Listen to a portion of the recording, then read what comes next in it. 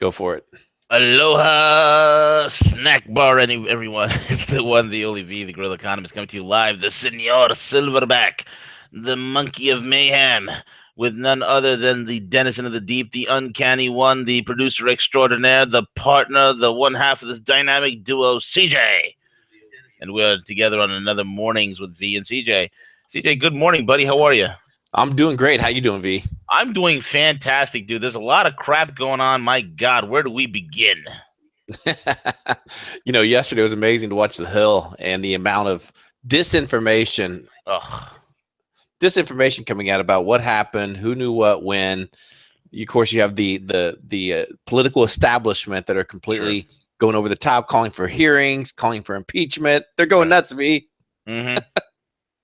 Hearings, impeachment. Did you hear? Speaking of idiots in the Hill, did you hear the prank call that a bunch of pranksters did to Maxine Waters? Boy, I tell you what, if there's any person that really needs to take an IQ test before serving office, it's her. That was hilarious. What was that name of that fake? Pompo. La Pompo.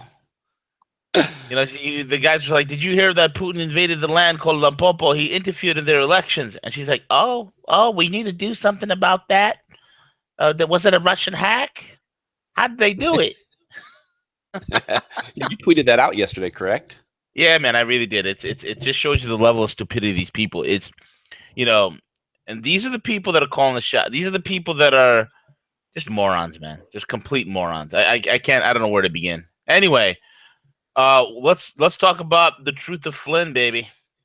Yeah, I mean, obviously you have to understand that there was a concentrated effort around ousting Flynn. Yeah. If there was anyone that was more angry at him, it was definitely probably, Obama, Clinton. Clinton took it upon herself to put a tweet out in regards to, and surprisingly, she did it because it had some reference in there to Pizzagate. But if we remember back to when that whole thing back around November timeframe, he's the one actually sent a tweet out just saying, "Hey, this is something that needs to be looked at." Yeah, absolutely. And his son said the same thing. And there's two things here. Number one, it's all about the Pizzagate. There's definitely some things there. But number two, it's about Odumbo's legacy. Flynn was about to blow the doors off the fact that the Iranian deal was not a deal. It was so one-sided. It was a joke. It was an absolute joke. And Flynn was about to blow the doors off that. I mean, look, there is a reason why the deep state, with guys like Brennan, with guys like Odumbo, that they begin to attack, especially Brennan, attacking his new boss, which is Michael Flynn, because these guys are terrified. Look, there's nothing. And I challenge the FBI to go ahead and try to have criminal prosecution brought against Michael Flynn. I dare you to do that. I double dog dare you to do that. And the reason why I dare you to do that, it will show the nation. First of all, you're not going to find nothing because you've already read the transcripts. You already found out there's no violation of the Logan Act. You already found out that there's nothing there. The second thing is that if you do try to bring prosecution upon Michael Flynn, what you're going to do is you're going to show the nation how duplicitous you are. You're going to show the nation how absolutely one-sided you are. And the people already know, CJ, they already know this, that where there's smoke, there's fire. Okay? When they see this one-sided attack where Hillary Clinton gets a pass and Michael Flynn is going to get prosecuted, are you freaking kidding me? I dare any one of you to do that. Watch what happens. Watch how the American people react, and you will further the only person that the left is trying to delegitimize here is not Donald Trump. What they're winding up doing, I mean, they want to delegitimize him, but what the only people that are being delegitimized here, CJ, is the left itself, is the entire left-wing party. They're the ones getting delegitimized. Absolutely. Unreal, man. They've gone full retard, bro. Full retard mode. They have to, you have to remember too that, Flynn was a lifetime Democrat as well. So if they're sitting there questioning everything in regards to Flynn, why weren't they questioning anything back when he was serving under Obama for that whole time, right? Yeah. under those that time period. And then if you take a look, V, at the actual information that came out, and what they should be more focused on is asking themselves and others, why is this information being leaked? That intel, those wires, those conversations are supposed to be kept among top secret Right. classifications. So how is this information being leaked out? Exactly.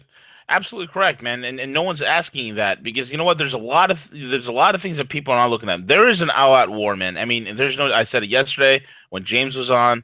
I'll say it again today. There is an absolute all-out war.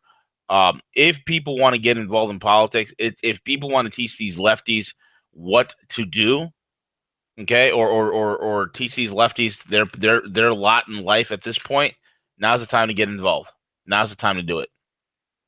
With that being said, my man, I mean, we have what's this? The Obama administration signs off on wider data sharing. What's going on with that?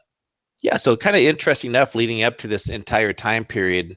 And yesterday they kind of mapped out the timeline in regards to when Trump was first notified in regards to, hey, look, Flynn could be, compromised.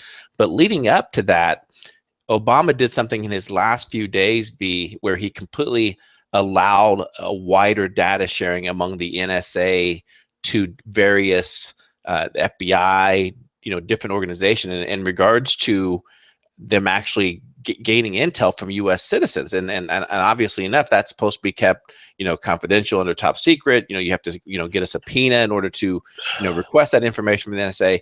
So his actions pretty much, allowed for potentially that information to come out. And was this done on purpose, potentially to protect those? Because that they're going to investigate how this information was leaked out, right? So was his actions and his timeline around this, it's just very suspicious that he signed this executive order allowing this, and then boom, here's where we are today. Yeah, absolutely, man. Absolutely right. This is a nice little Obama administration alley-oop for disaster. This was a straight up alley-oop, man. And I'll tell you why. Just like that whole, Yemen Navy SEAL mission, which was an absolute disaster, that was an alley-oop, okay? And same thing with this. This is an alley-oop. They knew the trap that they were laying here, CJ. No doubt about it. Yeah, they definitely did, and it's very disheartening, just in terms of that they're putting politics ahead of the American people. Maybe if they would ask themselves, if maybe they didn't delay so many of the confirmations. You remember when they had that, they wouldn't show up for any of the confirmations hearing and kept kicking the can down the road. Perhaps maybe if they could have got some of these things in place, that they could have possibly have set the administration up for a little bit of success, instead of throwing up all these obstacles and all these roadblocks. What happened to the promise that Obama made in the Oval Office that day, that they're going to yield and respect the tradition of American heritage, the transfer of powers peacefully? That was a joke, V. Exactly. Absolutely 1000% correct, man. 1000% correct. And speaking of that, we got Bibi coming into town, bro. Yeah, this is absolutely huge. Yeah, absolutely huge. So this will be their first, face-to-face meeting in regards to Israel, in regards to the Palestinian conflict, regarding, two separate states. And so this is going to be the meeting of minds, and what could be, it's kind of labeled the flashpoint of the administration moving forward. Granted that Trump has a lot now of other side distractions, so hopefully, Mike Pence can step in and do some damage control as far as, what's happening as far as the administration. But this has got to be a very important meeting to establish the future of policy as it relates to the U.S. and Israel. We all know that Trump had a very troubling relationship with Netanyahu, the UN order where the United States decided not to vote. So this is huge. Oh, that was with the Obama administration, man. Obama administration absolutely snubbed Israel. This is what kills me, man. They snubbed Israel, all the while enervating the Muslim nations and dictatorships and tin pots that are out there. He's done all that, and it's absolutely beyond me. But when you look at it from a vantage point, it does make sense why he did what he did, because he's an absolute crazy sycophant. Now, this whole thing that people are fighting over, CJ, with this whole two-state solution, this, that, and the other. I remember back in 2005, 2005, 2006. I was in the Gulf states at that time, and I remember speaking with at that time I was working with my one of my business partners who is Israeli, and I remember dealing, and it was at that time where I think it was the leader of Hezbollah, one of the heads of Hezbollah came out, and he said this that was so profound. He said, you know, we tell you Westerners that it's all about land, land, land, land. It's not. We say it's land to you because that's what you Westerners understand. Make no mistake, this is not about land. This is about religion. And that is a point. I never forget what he stated. So, look, we could all, you know, disagree. Look, Israel's not perfect. It is far from perfect, just like any other nation in the world. Okay, and we know about the whole, you know, the Rothschild involvement. You know, the whole, you know, bombing of the David Ben Gurion Hotel. The look, here's the deal. The original founders of Zionist movement, they were atheists. So how can atheists who are talking about a divine right of return? How can anybody talk about divine right of return and be atheist? It's beyond me. Look, it is absolutely in its initial stages was coddled as a Rothschild colonization project. Failed, backfired in that sense. But here we are, fast forward to today. We have, at the end of the day, look, let's just dissect the history. Let's put that all aside. Let's take some of these, you know, the spirituality, this whole biblical stuff. Let's put that aside. Let's deal with the fact. The fact is this: we have a Western nation. Okay, that's Israel. They still value life. They still value sanctity. They still, you know, value these things. Okay. Case in point, you know, there's a lot of people that Israel this, Israel that, but at the end of the day is this: I would rather be in Tel Aviv. I'd rather live in Tel Aviv than go live in pretty much any Muslim country in the world. Period. Period. I'd rather be in Israel than in any other Islamic country in the world. Period. And I got relatives in Abu Dhabi and I have relatives in Dubai. That included. Okay? So, because it's still a Western-style democracy at the end of the day. Not perfect. Makes tons of mistakes. But in terms of, like, where you can be in terms of personal freedoms. Okay? So that being said, this two-state solution, do you honestly think that's going to stop at a two-state solution? I mean, seriously. The Palestinians, I mean, honestly, see, let's be honest here, bro. If the Palestinians took the path of, let's say, a Gandhi or Martin Luther King, don't you think they would have had their state a long time ago? There'd be no problems, right? Right, CJ? Yeah, for so long, they have aligned themselves, you know, with the PLO, and the way they tried to accomplish it was there was no negotiating. Right. It was either their way or no way. Right. Absolutely correct, man. I mean, the best thing that could happen is for the future generations, and it's difficult because what's happening is with every response on one side equals a more harsher response on the other side, and vice versa. To the point where you know, my fear is you're going to have future generations that hate each other, and it's up to Generation Z that's coming out, that's in Israel, that's in Palestine. It's up to you guys to help fix this mess. This is old political colonial BS. It needs to be buried. You guys are the same freaking people, for the love of God. At the end of the day, we're all humans. We all bleed red. At the end of the day, you guys could integrate. At the end of the day, you guys can be a nation that has incredible access and opportunity. I mean, look, here's the thing. Before this whole, most people don't even know this, again, because they're very ignorant of the Middle East, CJ. Before the whole PLO, before Yasser Arafat, you realize the Palestinian-held territories at one point was the 8th largest economy in the world? Right before they decided to get into bed with Arafat, the PLO, and start doing terror attacks. Wow. 8th largest economy in the world. Wow. I mean, think about it. If Israel was so hateful of the Palestinians and they wanted to just wipe them out from the face of the planet, why would they allow them to be the 8th largest economy in the world? They were a prosperous economy. Everything was going hunky-dory. There was so much. The biggest trading partner for the Palestinian territories was Israel.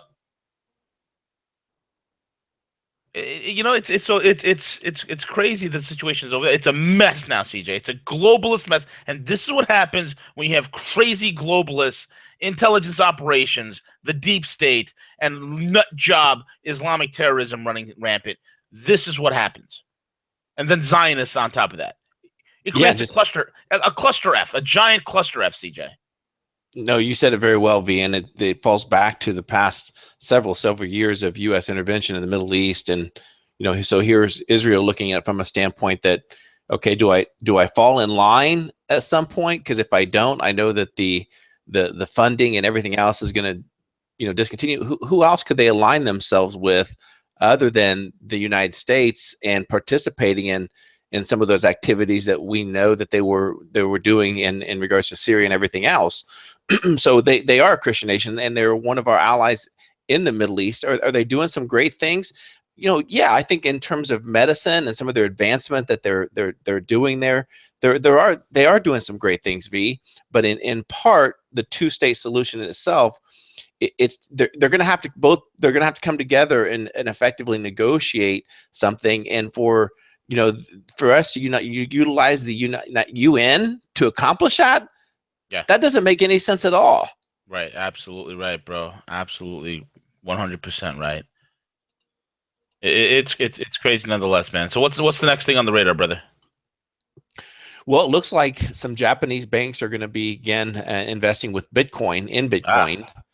So again, that's something new that Bitcoin is again just making waves across everywhere and every platform they're looking at. This is reported from CoinDesk that it looks like a group of financial investors there are looking at starting another, and something we've talked about notably here on our show quite a bit is the actual exchanges and being wary of some exchanges that are out there, and learning from China's example. But yeah, this is something new. It comes out again from CoinDesk, and it looks like the giant, is it Mizuho investment in Japan's biggest. Mizuho.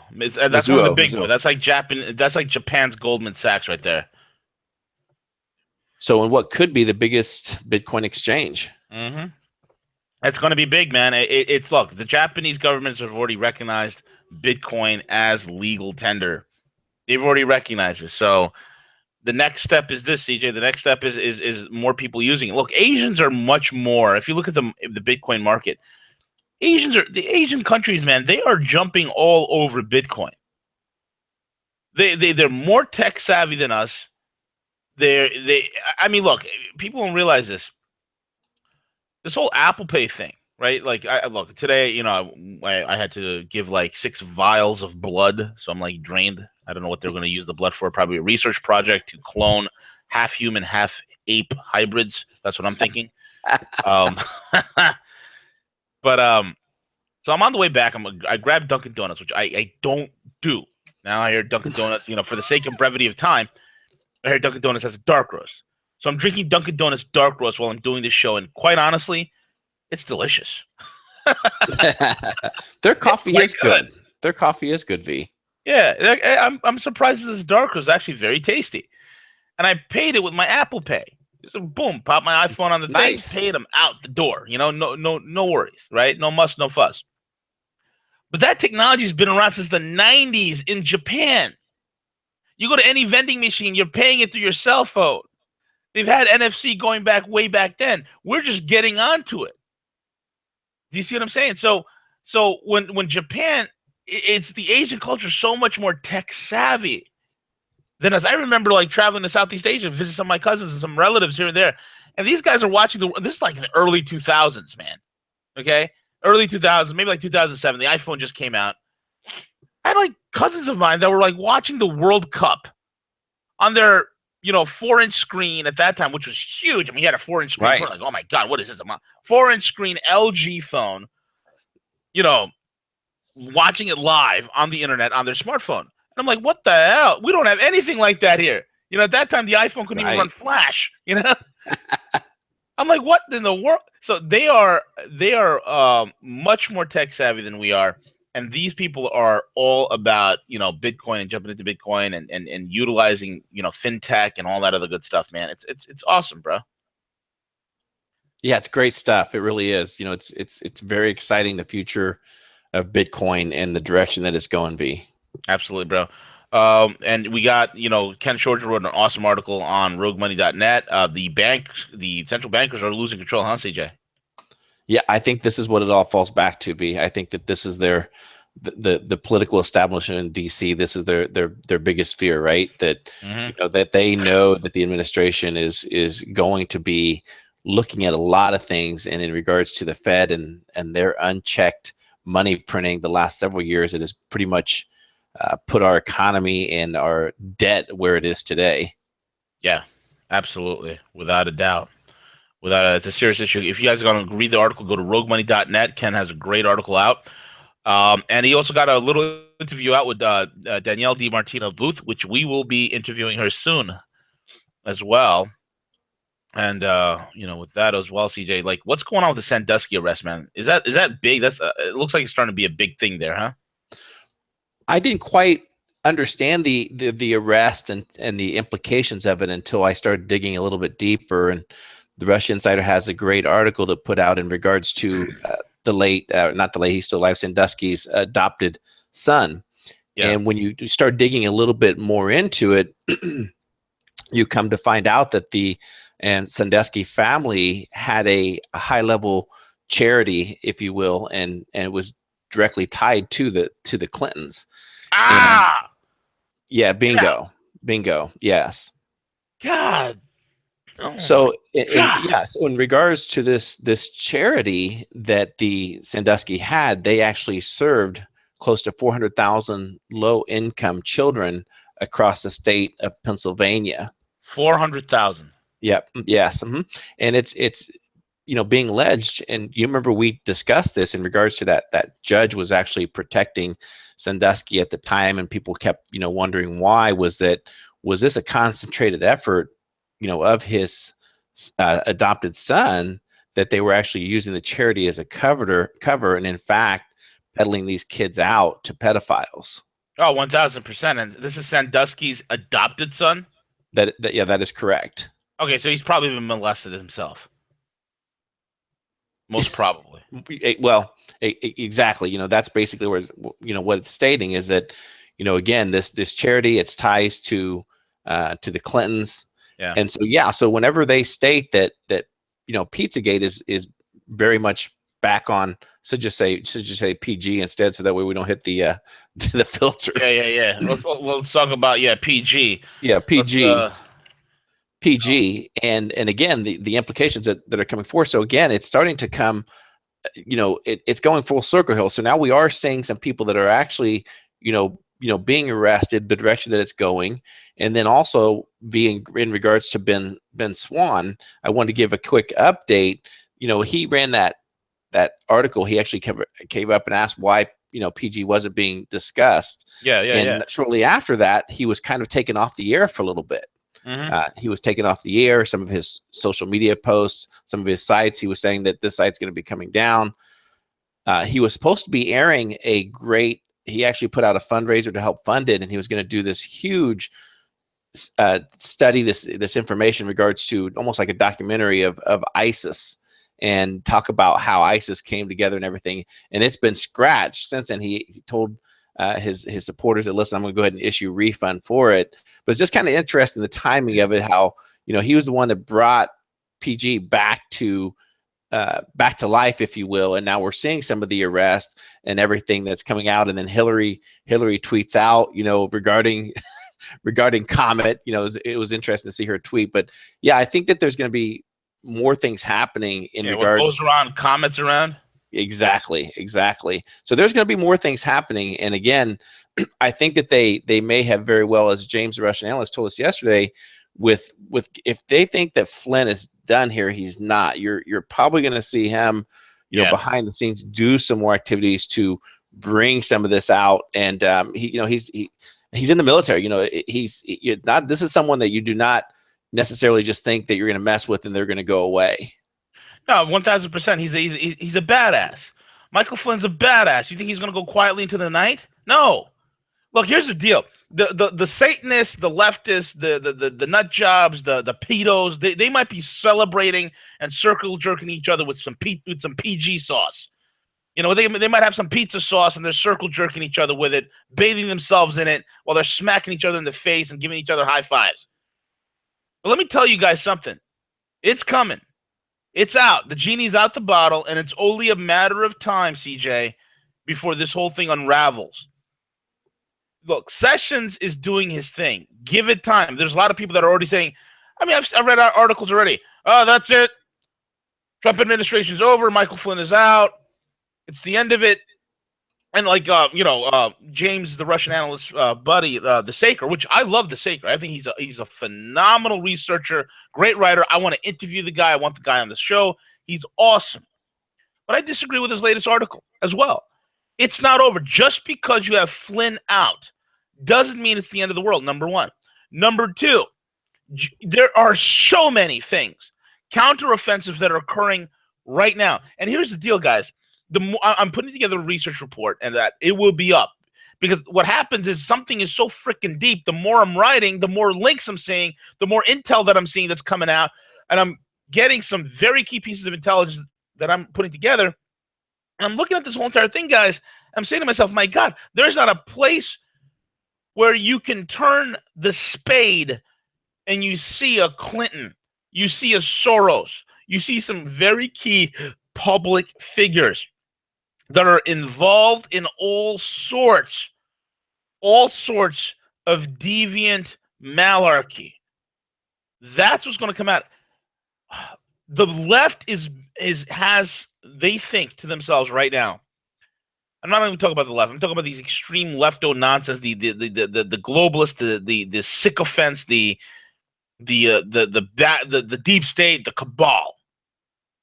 These guys think they have momentum, CJ. And they are building on a massive momentum. They think they're winning. They've been blinded by their pride. They will fall. It is time for the American people. Do not be disheartened by the fact of Michael Flynn. The war is not over. He just sacrificed his position. It does not mean that he sacrificed his intelligence, his ability to contribute to the fight. Just because you sideline a quarterback doesn't mean he can't still call the plays.